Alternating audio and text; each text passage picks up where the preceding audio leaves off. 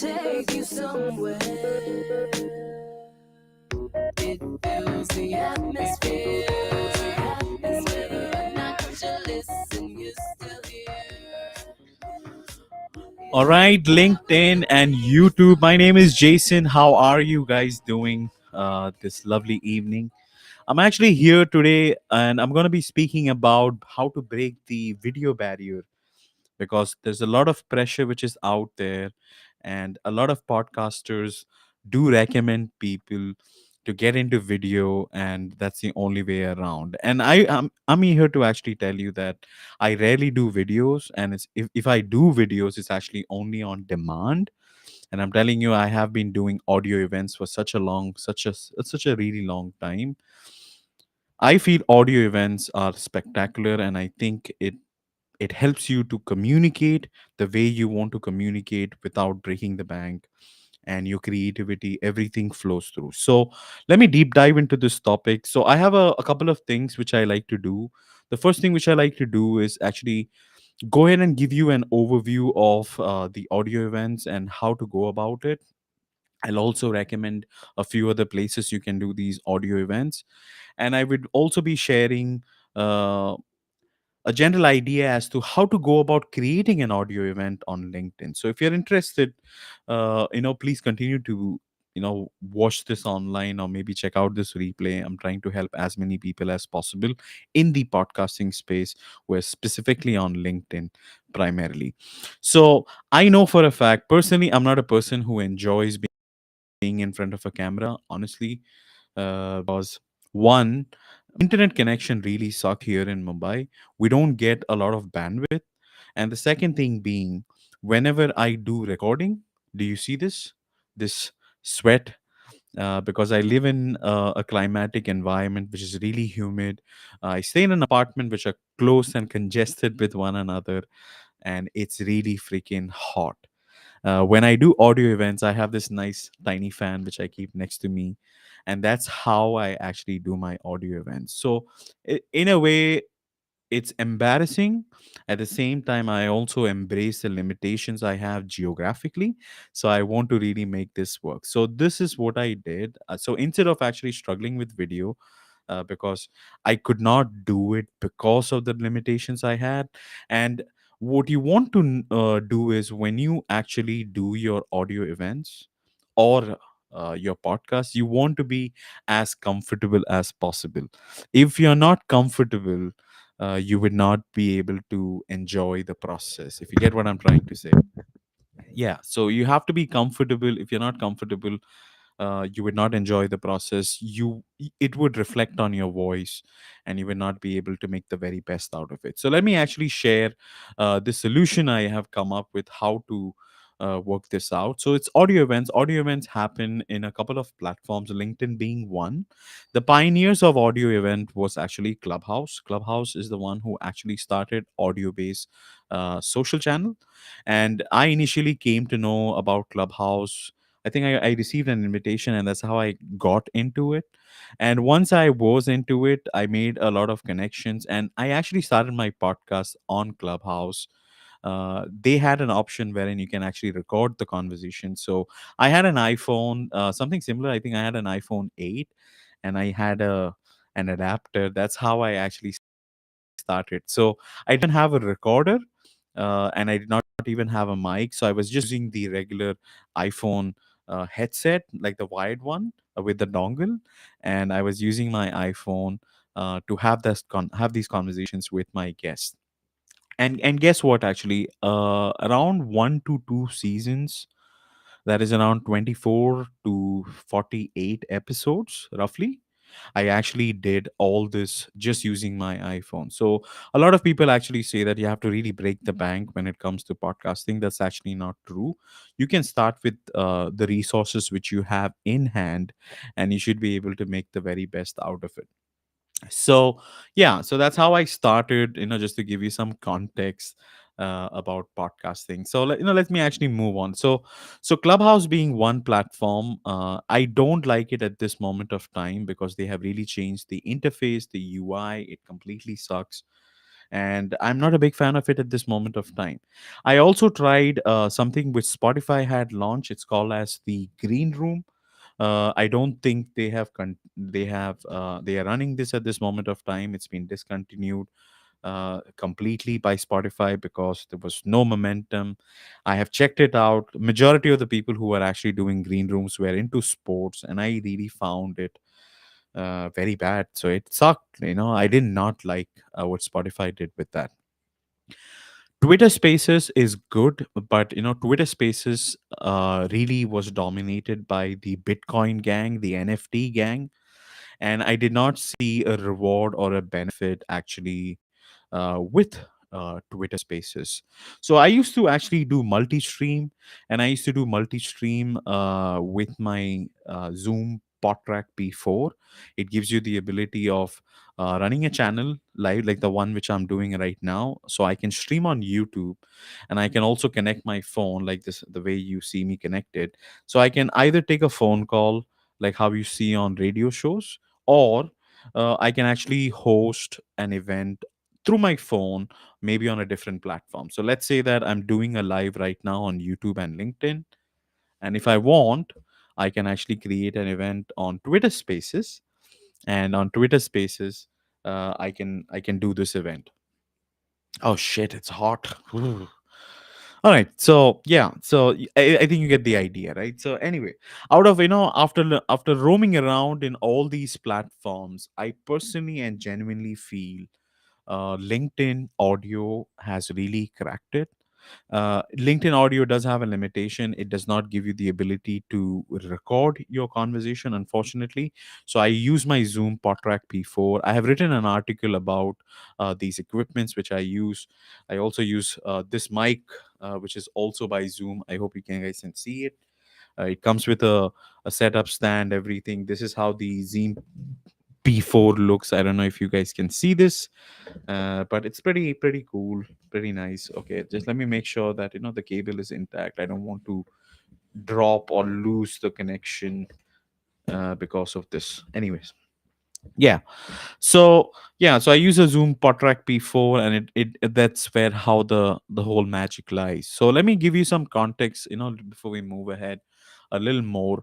So I feel this is a nice workaround, especially for people who are camera shy, especially for people who come from a location they may not have the best internet available, and the video tends to be very blurry. So in these circumstances, I feel that an audio event, an audio based live event, especially live, can really make a lot of difference. See, I had I used to really struggle speaking because I encountered a lot of trauma and issues with a few years back, and I was not I kind of lost my voice. When I say lost my voice, I used to be scared of not just talking to people because I did not know what to expect from them, and I did not know how that might affect me as an individual. Long story short, but I had to come out of it because I had a business, I had my design business, and I am really cool with design. But I wanted to do something with it, and I wanted to communicate my business to people. So I think I met a few friends who really encouraged me to get into podcasting. So what I did is that I met LJ Haywood. In a shout out to LJ Haywood, you would find him actually as a connection in my profile if you're on LinkedIn. I also met Girish Bali. I'm a big fan of him, and LJ. All both of these guys are podcasters. And I met another close friend who unfortunately passed away a few months back. Her name is Tiffany Werner. These were all the individuals who actually helped me to get into this game. I learned different skill set from all these individuals, and one of the things which I really learned is to do things live. Okay, now a lot of people actually are not very comfortable recording podcasts live or doing shows live. Trust me, it really pushes you out of your comfort zone, and this fear which you have of public speaking, this pressure get released because there is no camera. First of all, you can be comfortable, you can wear anything as you desire, you can be in your pajamas, or you may not be wearing anything, just sitting naked, and nobody will come to know. So an audio event without a camera, right? And you can be yourself. It just really helps you to be comfortable and be in your own skin and shoes. Just embrace the fact that, there is nobody watching you, and you can articulate your thoughts and ideas. And at times, if you're unable to articulate those ideas, you can chat GPT the shit out of it and nobody would know. And you can use these platforms to the best of his ability to communicate what you have to share. Okay, and now I don't recommend everybody to use chat GPT and just pretend to be an expert, because you can bullshit people, and eventually people will figure out when you bullshit them to a very large extent. So I like live shows due to another factor, is because not only helps me to bring that confidence in me, but it also helps you to limit a lot of extra post production work which you end up doing. A lot of podcasters do that refinement, ahs, all those things they try to cut off. See, at the end of the day, I personally felt the more human you sound, especially when you're doing these conversations, the more connection people would have with your show, and they would like and they would enjoy it. So keep it real, guys. Do not fake it. I think keeping it real makes a lot of difference. Okay, so first of all, shows really help. Okay, it helps you to reduce down post production, editing work, visual elements. It, it helps you to be creative on the spot. Now, you may have noticed the problem solving skills of these individuals who actually do live are pretty crazy, because they know the time counts. Like, you have to conduct your show within a given period. Like, you may have to start at a specific time. You have to ensure that you do all the sound checks in advance, do do connection checks in advance with your guests. And even after doing all of that stuff, there is still a possibility the guest or you may experience technical glitches. And when those technical glitches happen, you would learn eventually how to be calm, composed, and problem solve those things. I think this extra dimension of problem solving skills you get because you're put into that spot of doing live shows. It really helps, because the audience, the people who are actually watching you, they know that this is like real shit. Okay, this stuff is real. This guy is not pretending that that things are all glorified and everything is going well. He is keeping it real. So that makes you appear more authentic. Not that you're not authentic, it just makes you feel and appear more authentic in front of your audience. They witness how you make mistakes, and they also witness how you handle those mistakes. So this creates genuine connection, human like connection with your listeners. And these are those listeners who like all your shit, who repost and share all your stuff, and who wants to engage into your comments, and they listen to all your episodes irrespective whether it's good or bad. But they become hardcore listeners. And I would suggest that don't do cloud chasing, don't run after peoples and numbers. Try to build one relationship at a time, and these things would help you to be more resourceful. It will help you to have the flexibility, and it will help you to garner and foster those expertise you require. As you see, like it's still hot, like it's too freaking hot. And what's the temperature? Let me just check. All right. Okay, still bad. Okay, anyway, so now I hope that makes sense, guys. Okay, so when your audience see the real person, they again, like I said, they form like a deeper bond. Your imperfections get displayed, and these imperfections is what make people connect. They become loyal supporters. You might launch merchandise, you might launch some sort of course, you might have packages. They will buy into all that stuff. 95% of podcasters, as per data shows, they don't make any money. And I, being in this community of podcasting, I really want to change that. I want podcasters to make money, because I think your voice matters. And this platform at this moment is not paying you. I'll help you find out ways how you can get paid. So this is one of those mediums how you can get paid, all by just doing things live, embracing your imperfections, and showing that how human you are. So all those people who are actually shy out of not using the camera, not producing reels or video clips like the one which I'm doing right now, I was not comfortable. but I wanted to actually show how it's done. Please keep your camera aside, go on to LinkedIn or any other platform of your choice which does support audio events. Get into it and create those audio events. Now remember, I'm not asking you to bullshit with people and just pretend that you know stuff. If you're new, just behave that you're new. If you know about a subject matter which you're passionate about, speak into that subject matter. You don't have to do all the stuff which everyone else is doing, or you don't have to get into those topics which is clickbaity, trending, stuff like that. I've seen a lot of people who actually do audio events and they don't offer any shit value. They just brag about themselves and the stuff which they are into. And trust me, this is not actually a good thing, because you don't value the opposite individuals. You just value your shit and you're just trying to promote your shit. So give value to people. I think people would appreciate that. Now, what I'm going to do is I'm going to do a screen share. I'm actually going to show you how to actually create an audio event, and I'm gonna try to create an audio event for this specific episode, not episode, but this live stream, which I'm doing, so that you have a general idea how to go about it. All right, so let me do a screen share at this moment of time. Let me maximize the screen. Give me a second, guys. Okay, I'm just gonna maximize the screen. All right, so let's maximize. I'm right. So I hope you guys can see this. All right, so this is pretty much my LinkedIn profile. Okay, the home feed. So once you reach the home feed, all you have to do is keep scrolling down and you would see an option called events. All right, so all you have to do is click on events. Once you click on events, a new window. Do you see how draggy the internet is? It just takes time to show up. All right, so these are all my events. So you would see the message called organizing. That means it's an event which you have been holding. If you click on show all, it pretty much shows you all the events which you probably have created. Now, to create an event is very simple. Click on create an event. All right, so you need a thumbnail. So let's choose a thumbnail. So let's say, all right, so all right, maybe let's choose this.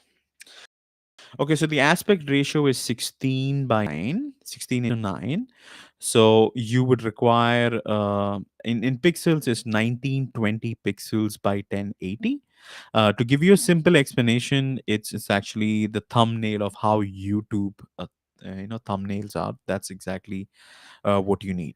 So again, organizer, you can choose your name. If you have a business, you can choose your business names from this drop down. That's one. All right, you have two kind of event types. It can be online or in person.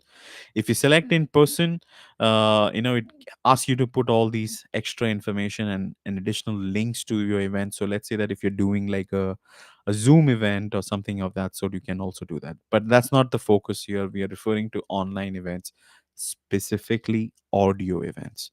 So from event format, all you have to do is select LinkedIn audio event. All right. LinkedIn Live is actually for video. An external link is again a link to an external event. Okay. So let's focus on LinkedIn audio event. All right. So what I'm going to do is actually I'm going to go ahead and, okay. So just going to go ahead and copy paste the same title. Okay. Now remember, it has a limitation. So you can only do 75 characters. So, all right. So unleash the power. Okay. So I'm just going to just shorten this down. LinkedIn audio. All right.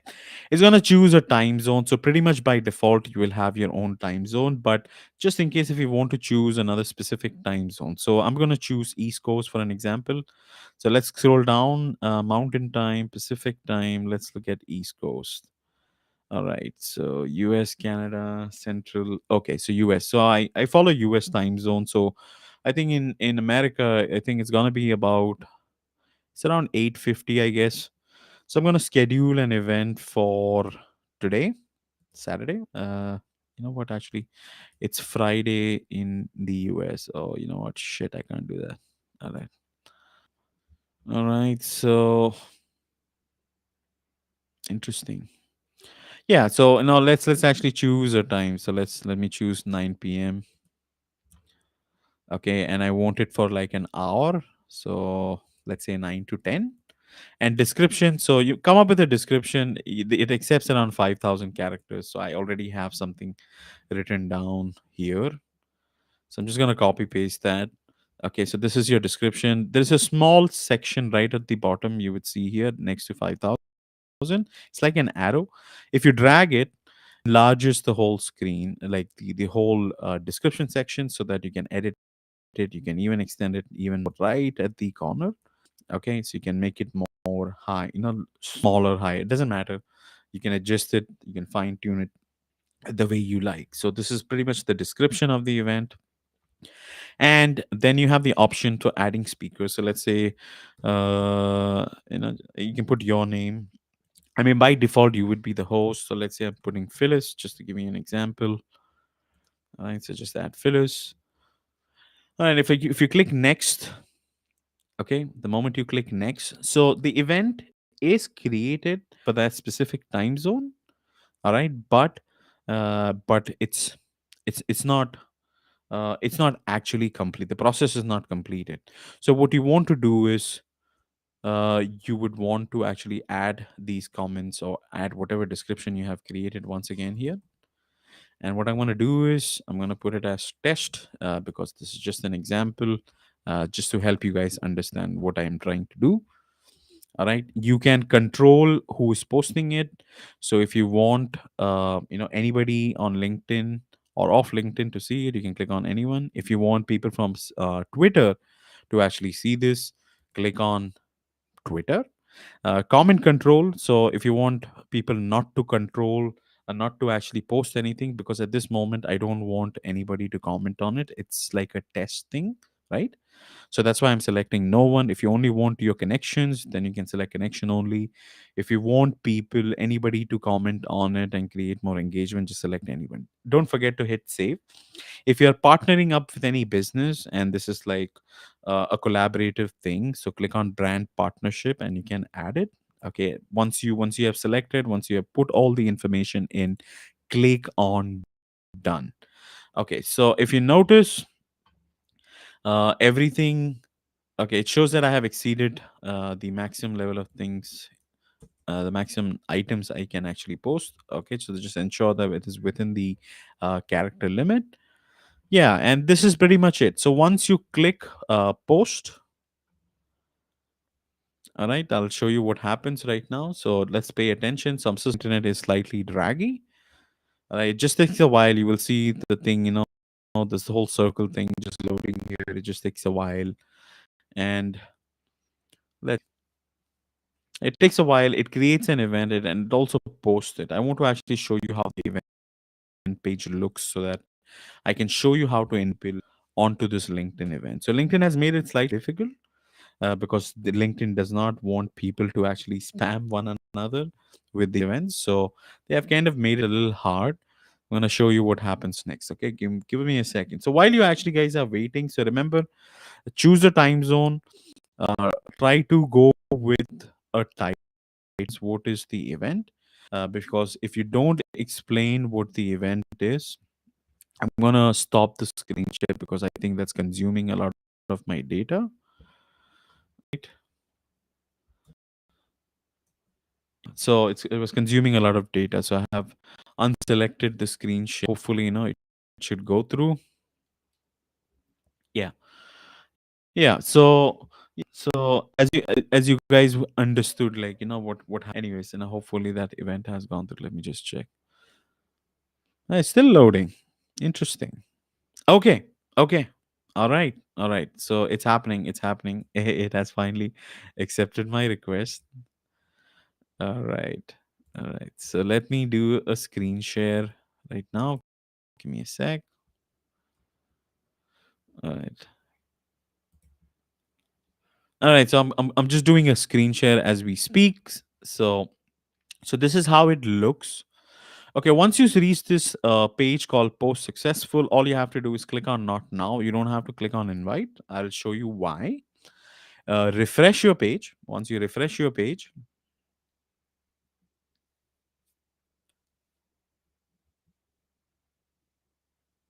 all right, let's see. Okay, do you see this? Do you see this? Okay, that's the event which I have created.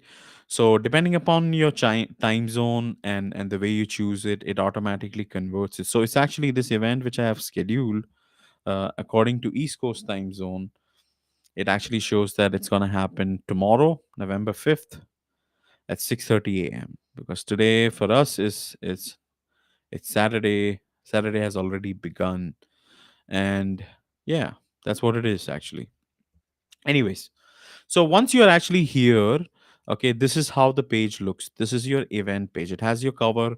If you want to edit the cover, you want to change it to something else, click on manage and you click on edit event. It should be able to make those changes. Now, once you actually select the timing and the dates, it does not actually help you modify it. Okay, it does help you to cancel the event if you don't want to continue doing it any further, and you can also delete the event. Remember, deleting the event doesn't mean that it goes away from your feed. When I say feed, the event feed, it still shows up even though the event is being deleted. Just want to let you know. If you I don't have my comments turned on, that's why this section shows grayed out. If you have kept it on, you can actually post more links. So I typically post links to my podcast under the comments so that people can see it. All right. So inviting people on LinkedIn audio is pretty simple. All you have to do is click on the drop down under share. Okay. There are a few ways how you can do this. The first option, the easiest option is to copy the link. Okay. And you can WhatsApp or send it as an iMessage to your close friends whom you feel would get benefit from this conversation. So that's the most easiest. You can post it on Facebook or Twitter, whichever one option you like. It automatically creates everything so that you can share. You can send it as a message very directly to an individual whom you want to specifically invite for this event. So the most easiest thing which I have found are the first two options. One is repost on feed. So the first thing it does is that it auto populates something like this. If you are a host, it will say something like this: I'm a host, I'm hosting this specific event, make sure you attend it tomorrow. If you're a listener, and if you click on in a reposting, it shows I'm going to be listening to so and so event, make sure you attend it tomorrow. So it auto populates this whole thing. Okay, now once you're here, if you want to add anything on to this repost message, you are welcome to add so. If not, that's perfectly fine. If you want to tag any people, use the at rate sign and you can add the name of the person you want to tag into this post when you're reposting. Again, some controls here. You can click anyone plus Twitter or anyone or just connections only. And now I want to actually show you about groups. Okay, so when you're reposting, you can actually repost it on your timeline, or you can actually repost it on your group, the groups which you have been associated with. Click on groups. Once you click on groups, it's going to auto populate all the groups which you are a part of. Unfortunately, you can't do select all because LinkedIn considers this to be spam and they will prevent you from doing it. So whichever uh, you know whichever group you want, you feel it's relevant and this conversation is going to benefit, just select that group, click on save or next, whatever. Just hey, done.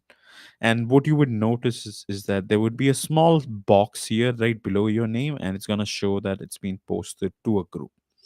If you're not posting it to a group, and if you're just regularly posting it on your timeline, it will just show post to anyone or post to anyone plus Twitter.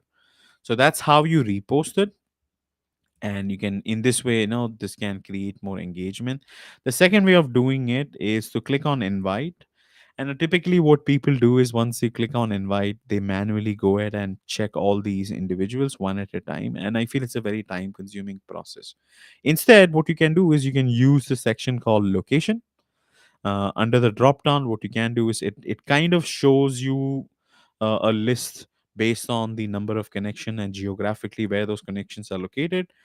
Okay, so let's say that if I want to invite people specifically from United States, I can click on United States. Let's say I also want to invite people from Canada. So I'm going to put Canada. Let's say that I want to invite people from Australia. Just giving you an example, or let's say Ireland, all right, or let's say United Kingdom. All right. So, I mean, depending, you can select it either by city, state, country, whichever you like. Okay. And just click on show results. When the moment you click on show results, what's going to happen is going to list all your connections within those geographical locations. All right. You keep scrolling down.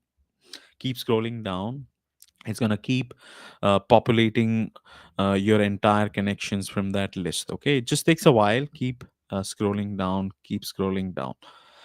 Right. So then, to some extent, you will feel like, you have scrolled quite a bit. So click on the top checkbox. The moment you click on the top checkbox, it selects the number of people whom have been auto populated. I would recommend that when you send these invitations, try to keep it under 150 a day.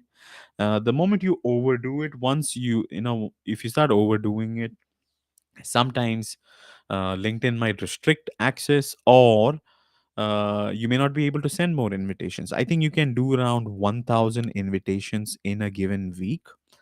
Yeah, that's what I have noticed, and it gets resetted, I think, on the weekend, but I'm not really sure.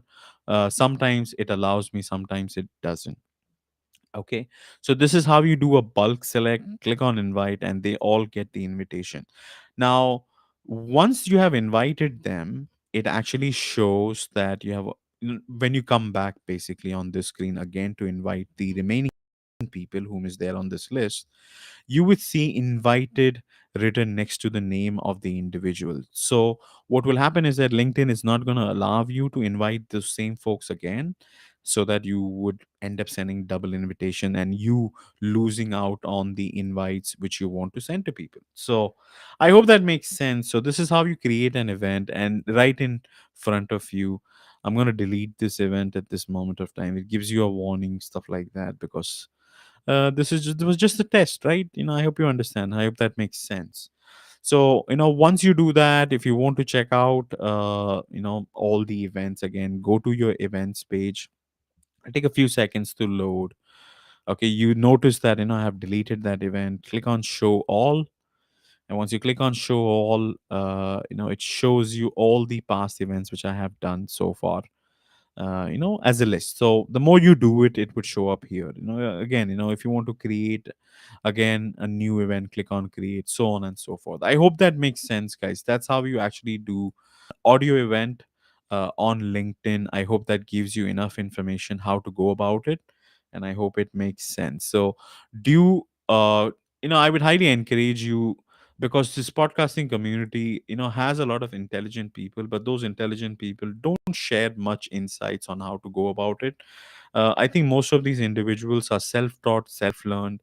I would highly encourage you to take advantage of this video, do a few LinkedIn audio events, and if you have tried it, and if you are considering it, post it on the comments either on this YouTube and LinkedIn video, or I would link the article or the post which I have created. You should be able to find it on my news feed, on my profile.